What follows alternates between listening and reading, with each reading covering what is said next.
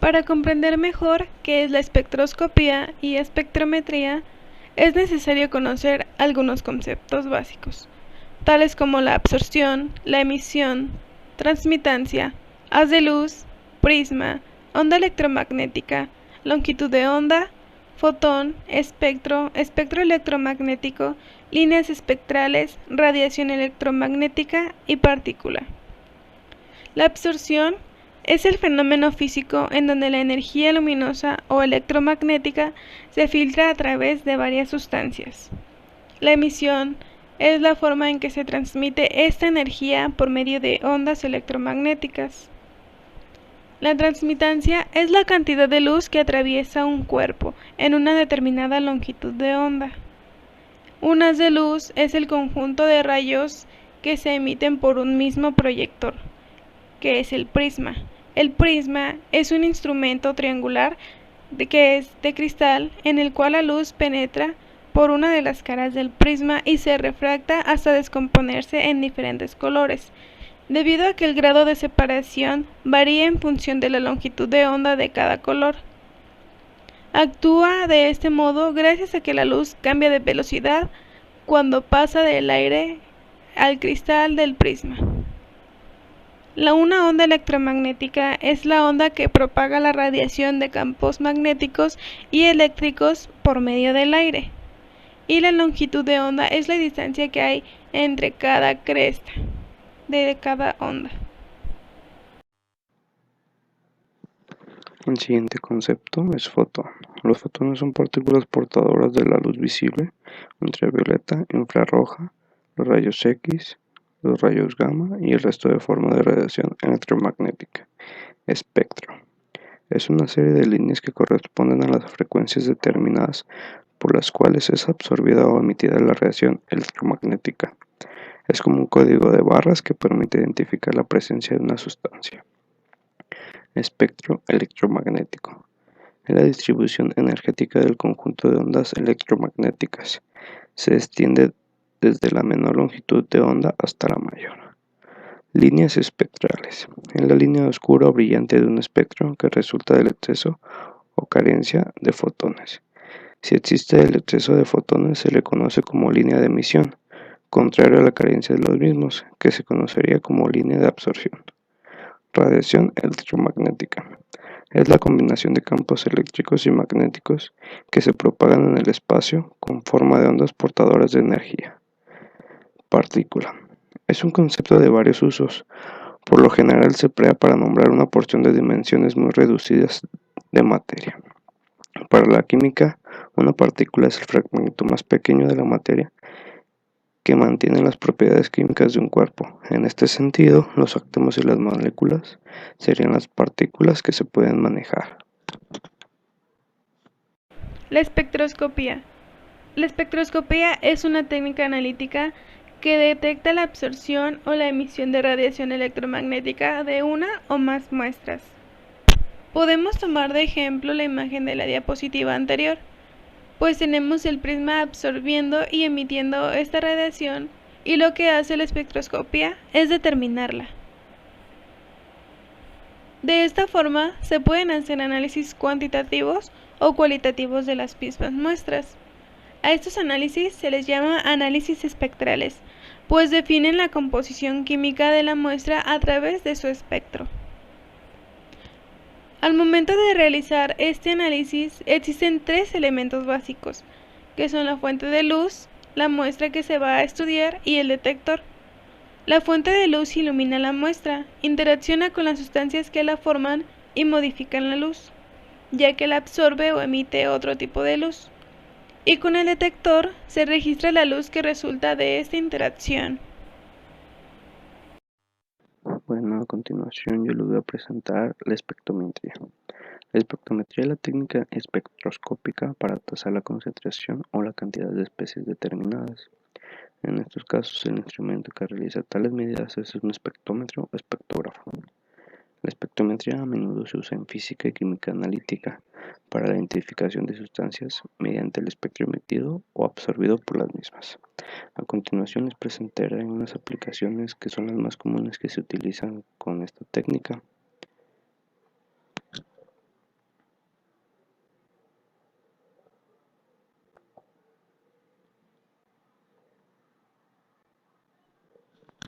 Dichas aplicaciones, las principales, como les comentaba, es determinar la cantidad de concentración en una solución de algún compuesto utilizando las fórmulas ya mencionadas, ayudar en la determinación de estructuras moleculares, la identificación de unidades estructurales específicas, ya que éstas tienen distintos tipos de absorbancia, como son sus grupos funcionales o isomerías. Determinar constantes de disociación e indicadores ácido-base. A continuación, mis compañeros les van a hablar más sobre las principales espectrometrías que encontramos en el campo.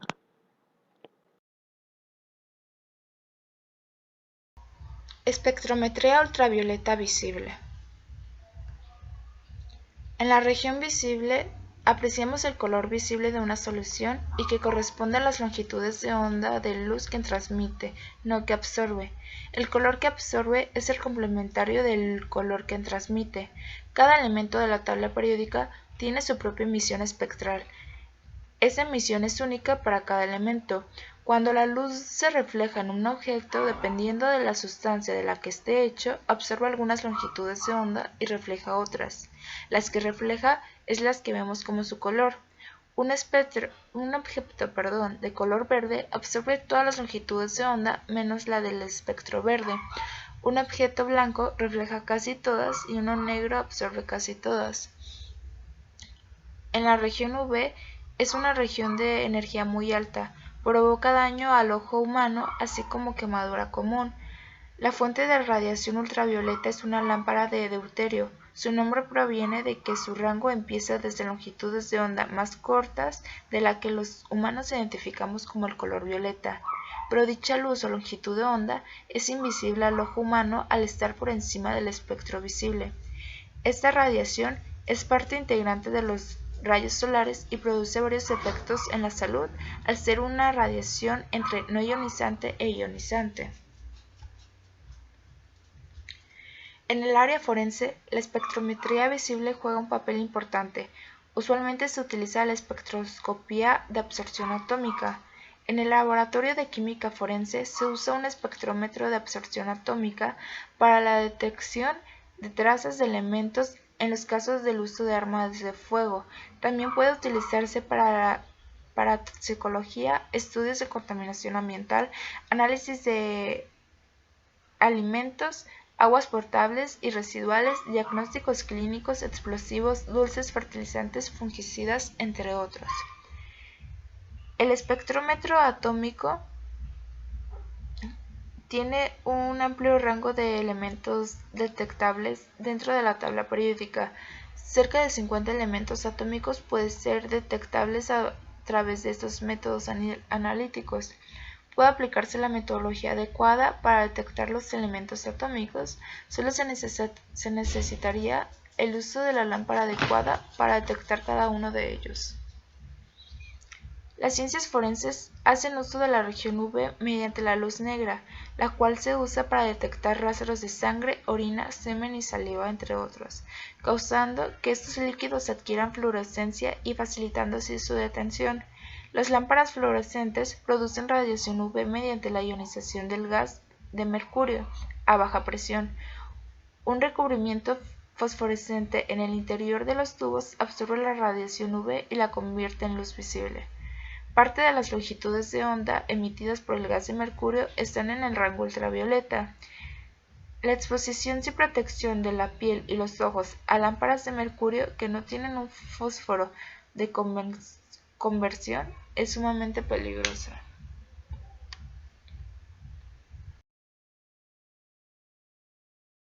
La espectroscopía infrarroja en el campo forense.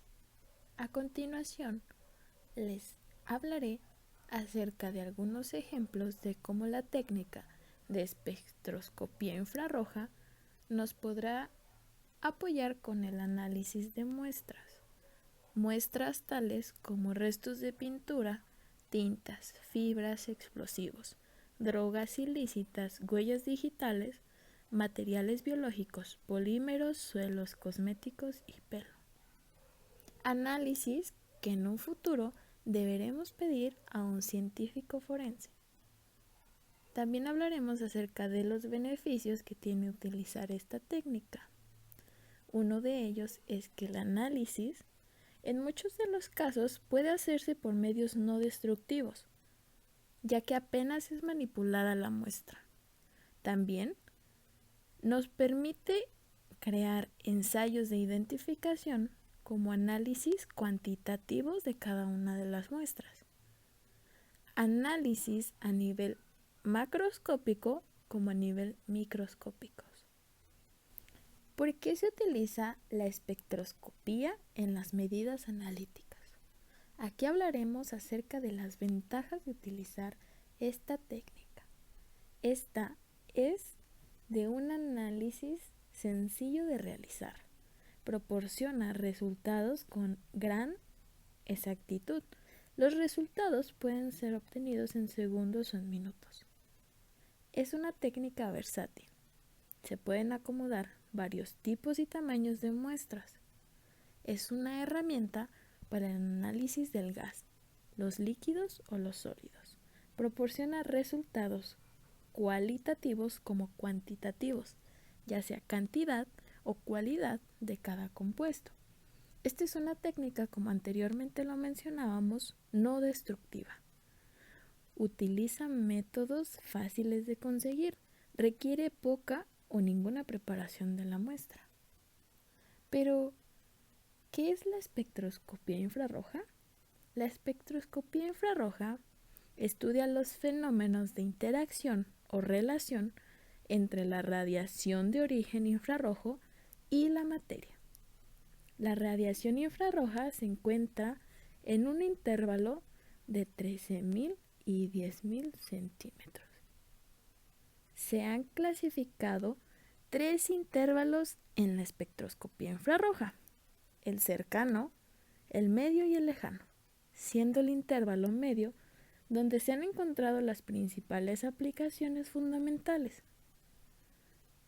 En esta imagen podemos ver de flecha roja a flecha roja cuál es el intervalo que estudia el análisis de la espectroscopía infrarroja. Fundamentos de la espectroscopía infrarroja. Cada tipo de enlace químico vibra a una frecuencia específica de manera natural. La energía infrarroja produce vibraciones moleculares.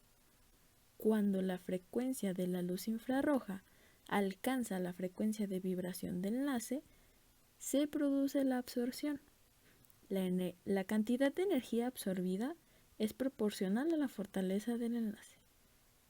El conjunto de absorbancias infrarrojas para una muestra está referida con su espectro infrarrojo.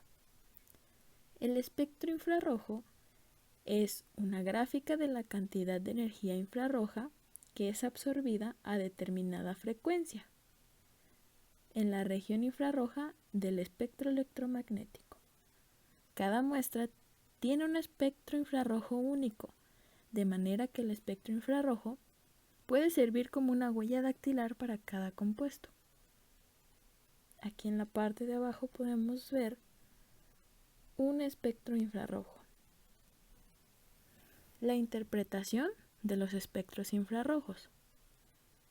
La frecuencia que absorben los grupos funcionales corresponde a las fortalezas del enlace, las cuales podemos ver arriba marcadas con un círculo rojo. Cuanto más fuerte es el enlace, absorbe frecuencias más altas y viceversa. Cada grupo funcional absorbe una determinada frecuencia, de manera que es posible deducir la estructura química de un material solo con su espectro infrarrojo.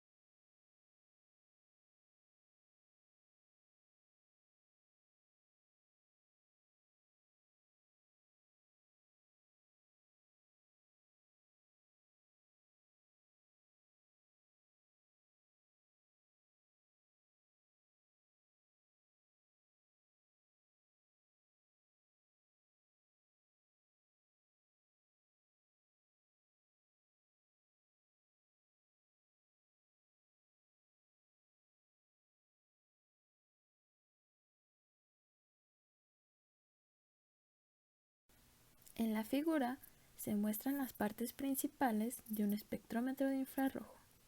Su funcionamiento es el siguiente. La radiación infrarroja, proveniente de la fuente, se divide en el divisor, y una parte se dirige al espejo móvil y otra al espejo fijo. Después estos dos rayos se recombinan, y dependiendo, puede ser de dos maneras, constructiva o destructivamente. Aquí algunas formas de muestreo. La transmisión, que es para líquidos, gases, polvos y films.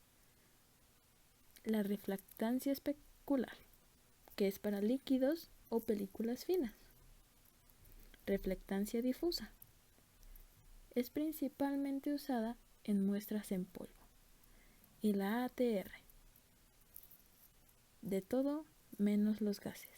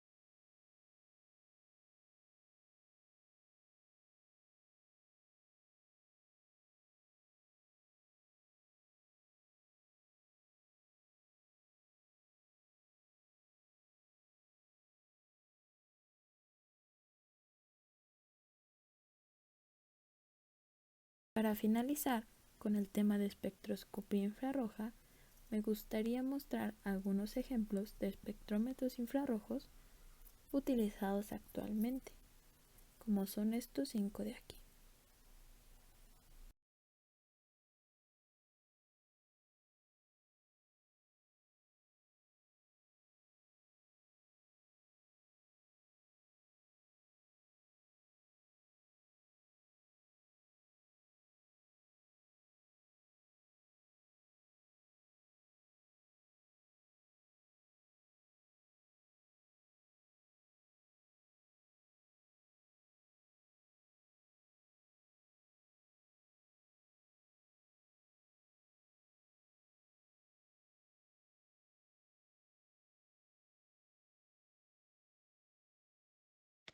La espectroscopía Raman es una técnica espectroscópica. Esto quiere decir que va a haber un cambio entre el fotón y la molécula. Además de ser una técnica de dispersión, también se le considera una técnica de análisis no destructiva, debido a que se realiza directamente sobre la muestra, sin necesidad de ningún tratamiento previo. Además que el uso de la luz normalmente no causa daños a la muestra. El primer paso en la producción de un espectro Raman es iluminar la muestra con una fuente de luz. Esta luz tiene que ser monocromática. Esto se refiere a que tenga una sola longitud de onda y una sola frecuencia. Es por eso que se utiliza una fuente láser que tenga doble monocromadores para asegurar que la luz sea monocromática. La luz se aplica sobre la muestra que puede ir disuelta en agua, ya que el agua no interfiere en Raman. Como es una técnica de dispersión, el detector tiene que estar en un ángulo de 90 grados de la fuente de poder. El equipo que caracteriza el espectro Raman normalmente consta de 4 componentes: la fuente de excitación, el sistema de iluminación de la muestra, el sistema de la selección de la longitud y un detector. En la siguiente figura se aprecia el diagrama energético de una molécula, mostrando el origen de la dispersión Raman. En los puntos donde se pierde esta energía, la dispersión Raman se denomina dispersión Stock. En los que se obtiene energía se denomina dispersión anti-Stock. Y en los que se mantiene el mismo nivel de energía se denomina dispersión Rayleigh. La intensidad de la dispersión Stock es 100 veces superior al anti-Stock. Esta diferencia hace que normalmente se trabaje midiendo solo el efecto Stock. La espectroscopía Raman se basa en medir la luz dispersada de dos formas diferentes. Nuestra luz monocromática va a incidir sobre la muestra dispersándose de manera elástica en su mayor parte, existiendo una cantidad de luz que ha sido dispersada de manera inelástica. y por eso se presenta un cambio de frecuencia. Los cambios de frecuencia son característicos de la naturaleza química y del estado físico de la muestra. Estos datos permiten identificar los distintos compuestos y características moleculares. La dispersión Rayleigh sucede cuando la luz se dispersa a la misma frecuencia con la que es estimulada. Esto quiere decir que el choque entre la luz y la muestra es elástico, no ha habido intercambio de energía. Este proceso no aporta ninguna información sobre la composición de la muestra. En la figura se puede ver que las moléculas vuelven al mismo nivel de energía que tenían antes del choque. La dispersión Raman sucede cuando la luz dispersada presenta una frecuencia diferente con la que se estimuló la muestra. Esto quiere decir que hubo un intercambio entre la luz y la muestra, dando lugar a un choque inelástico. Cuando la dispersión es Stock, el fotón incidente transmite energía a la molécula con la que choca, incidiendo vibraciones moleculares y disminuyendo su frecuencia por la pérdida de energía al chocar. En la dispersión anti-Stock, el fotón absorbe la energía al chocar con las moléculas excitadas, aumentando su frecuencia al ganar energía durante el choque. Sabiendo lo anterior, se puede entender la composición de un espectro Raman obtenido por un detector. El espectro está formado por una banda central que corresponde a la dispersión Rayleigh. A cada lado de la línea Rayleigh aparece de manera simétrica el espectro Stock a menos frecuencia y el espectro anti-Stock a más frecuencia. En la espectroscopía Raman se trabaja con las líneas Stock, ya que son más intensas que las líneas anti-Stock. Gracias a los avances de la mitad del siglo XX han aparecido el láser compacto, los espectrómetros de alta resolución, los portátiles, los detectores SD y la fibra óptica. La espectroscopía Raman ha adquirido gran relevancia entre la comunidad científica para el estudio molecular de una gran variedad de materiales. Sin embargo, los usuarios tienen que ser conscientes de las limitaciones y ventajas de los equipos. En sus ventajas podemos encontrar que su análisis es rápido y fácil, es una técnica no destructiva y la muestra no requiere ninguna preparación. Entre sus limitaciones se encuentra que el análisis no son cualitativos, no sirve para muestras de matriz compleja y su sensibilidad es relativamente baja. Actualmente la espectroscopía Raman se utiliza para distintas aplicaciones, dentro de las cuales se encuentran las ciencias forenses, ofreciendo la posibilidad de acoplar un microscopio en el equipo Raman, esto con el fin de observar y analizar con mayor precisión la existencia de los restos de sangre o de otros elementos que ayuden a la investigación forense. También se puede analizar la muestra dentro de un recipiente de vidrio o una bolsa de prueba. Estas ventajas refuerzan el uso de la espectroscopía Raman en los estudios como la identificación de drogas, explosivos, cabellos y virutas de pintura. El analizador TrueNarc es un espectrofotómetro Raman portátil. Con él se puede analizar directamente muestras en distintos formatos, como polvo, cristales, comprimidos, cápsulas y líquidos. Algunas drogas o analitos que puede identificar este analizador son heroína, cocaína, clonazepam y ketamina, entre otras. Este analizador utiliza un láser de clase 3B para realizar los análisis, y este puede causar daños oculares. El personal encargado de su manejo debe estar formado para ello y estar familiarizado con las precauciones de seguridad necesarias para operar con el equipo.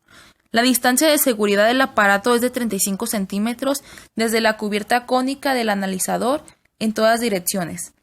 Por precaución es mejor evitar la técnica de apuntar y disparar sobre muestras de colores oscuras o que estén en superficies de colores oscuras, ya que pueden absorber la energía del láser que es suficiente para prender material explosivo. A continuación explicaré lo relacionado con la espectroscopía de absorción atómica. Las técnicas espectroscópicas atómicas consisten en transformar la muestra en átomos de estado de vapor por medio de un proceso llamado atomización y a partir de este medir la radiación electromagnética que es absorbida o emitida por dichos átomos. La absorción atómica es el proceso que ocurre cuando átomos de un elemento en estado fundamental absorben energía radiante a una longitud de onda específica. La cantidad de radiación absorbida aumenta al hacerlo en el número de átomos que estén presentes en el camino óptico, utilizándose esto con fines analíticos cuantitativos. A diferencia de los espectros moleculares, en las regiones UV y visible suelen consistir en una serie de bandas anchas. Los espectros atómicos están constituidos por líneas muy bien definidas, lo que lo categoriza como una técnica muy selectiva. La técnica permite la determinación de al menos unos 70 elementos en cantidades tan bajas como 10 a 14 gramos, con razonable selectividad, pequeña manipulación y un tamaño mínimo de muestra. Inicialmente, esta técnica se utilizó para determinar elementos metálicos. Sin embargo, a lo largo del tiempo se han desarrollado métodos que permiten analizar gran cantidad de aniones y compuestos orgánicos. La espectroscopía de absorción atómica se origina por transiciones electrónicas desde el estado fundamental a estados excitados, siendo así que la espectroscopía de absorción atómica consta de líneas de resonancia que se producen como consecuencia de transiciones del estado fundamental a niveles superiores. Estas muestras se vaporizan y se convierten en átomos libres en un proceso llamado atomización. Comienza con la nebulización, que es la disolución del analito que se convierte en una niebla de pequeñas gotas divididas mediante un chorro de gas comprimido. Después el flujo de gas transporta la muestra a una región calentada donde tiene lugar la atomización, que se lleva a cabo por una llama. La desolvatación es la etapa donde el disolvente se evapora para producir un aerosol molecular sólido, pero finamente dividido. La disociación o volatización de las moléculas conduce a la formación de un gas atómico, que a su vez puede disasociarse para convertirse en átomos o en iones atómicos. Este es el proceso que sigue el espectrofotómetro de absorción atómica. Comienza con una fuente de luz que es un cátodo hueco que se encuentra en un cilindro de vidrio sellado, lleno de gas, comúnmente neón-argón, a baja presión. Continúa con un colimador que obtiene un haz paralelo o un haz divergente. Con fines analíticos se recomienda un haz doble para una mejor lectura. Este a su vez pasa por un monocromador, que son del tipo de red de difracción. Esta red de difracción pasa por un selector de longitud de onda, que esta luz emitida pasa a través de la solución de la muestra ya en estado atomizado, anteriormente explicado, que a su vez pasa por un detector, que los detectores son del tipo fototubo, de gran sensibilidad, para que la señal y la cuantificación de luz absorbida sea de la mayor calidad posible. Por último tenemos la pantalla digital o el medidor. Las aplicaciones serían en las siguientes áreas del conocimiento: en las ciencias de los materiales, del medio ambiente, alimentos, área bioanalítica, geológica, producción industrial y controles de calidad. Los tipos de muestra que puedes recabar son aguas de mar, residuales, subterráneas, suelos, alimento, tejidos biológicos, sangre, sueros, plasma, orina, lubricantes, gasolinas, aceites de automoción, cementos y... Espectrometría de masas. Es un instrumento que produce iones y los separa de acuerdo a su masa-carga. De todas las herramientas analíticas, la espectrometría de masas es la de mayor aplicación. Puede proporcionar información acerca de la composición elemental de las muestras en materia, estructura de las moléculas inorgánicas, orgánicas y biológicas, como lo son los carbohidratos, lípidos, proteínas, etc. Composición cualitativa y cuantitativa de mezclas complejas, estructura y composición de superficies sólidas, relaciones isotópicas de átomos de la muestra. Recordemos que los isótopos son átomos del mismo elemento que tienen mismo número atómico, es decir, igual número de protones y electrones, pero diferente número de masa, es decir, diferente número de neutrones. Para el análisis se requieren cantidades pequeñas de las muestras y se puede obtener información como el peso y estructura del analito. Recordemos que el analito es un componente, ya sea un elemento, compuesto o ion de interés para analizar. La muestra es ionizada. Esto significa que será destruida durante el análisis. Debido a que cada compuesto es único, cada uno se ioniza y fragmenta de manera diferente y determinada. Para el proceso, primero se ionizan las moléculas. Generalmente se utiliza una separación cromatográfica para obtener iones gaseosos. Después estos son acelerados hacia un analizador y separados de acuerdo a su masa-carga, gracias a un campo magnético. Cuando llegan al detector, producen una señal eléctrica que prosigue a ser procesada, ampliada y enviada a un ordenador. Al registro se le llama espectro de masas. Aquí en la pantalla podemos ver un dibujo más ampliado del proceso. Como número 1 tenemos el proceso de ionización. Cuando se obtiene, la sustancia pierde algunos electrones y se fragmenta dando diferentes iones radicales y moléculas neutras, en esta parte de aquí. Después los iones son conducidos mediante un acelerador de iones a un tubo analizador curvado sobre el que existe un fuerte campo magnético. Después, en esta parte de aquí, los iones más pesados y más ligeros son separados, conducidos a un colector analizador sobre el que se recogen los impactos de dichos iones en función de la relación carga-masa de los mismos.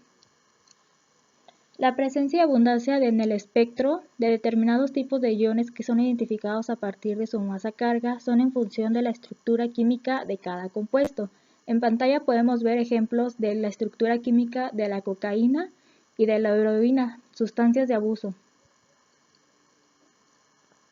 En la espectrometría de masas hay de dos tipos, la atómica y la molecular. La atómica sirve como herramienta multifacética que identifica los elementos presentes y concentraciones, mientras que en la molecular se determina la estructura de polipéptidos, que es un conjunto de aminoácidos, proteínas y otros biopolímeros de alta masa molecular. El proceso de ambos tipos del espectrómetro de masas viene siendo casi igual. Un análisis por espectrometría de masas consta de las siguientes etapas. 1. Atomización o fragmentación, que son sinónimos. 2. Conversión de una fracción significativa de los átomos formados en un flujo de iones, casi siempre son positivos en una sola carga. Es decir, que del total de los iones solo se toma una parte, en su mayoría, pues los más que se puedan para el análisis. 3. Separación de los iones formados con base en su relación carga-masa.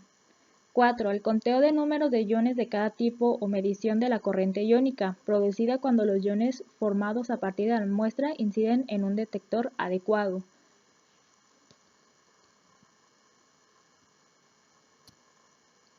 Para el análisis de muestras en los laboratorios forenses, generalmente sustancias de abuso, se utiliza el GCMS, es decir, cromatografía de gases acoplada a un espectrómetro de masas.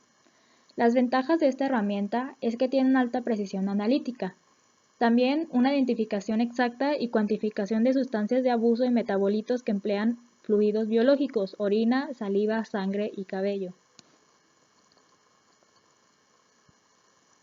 La señal del espectro obtenida del GCMS es procesada para representar la abundancia de iones en dos gráficos que se presentan a continuación, el espectro continuo y el espectro de fragmentación. El espectro continuo se representa en un intervalo de masa seleccionado. Las señales aparecen como picos más o menos anchos según el instrumento, como podemos ver en la imagen. Y el espectro de fragmentación, reparto de iones según sus valores enteros más próximos a sus masas reales, en las cuales las intensidades van expresadas en porcentaje con su relación al pico más alto, denominado pico base.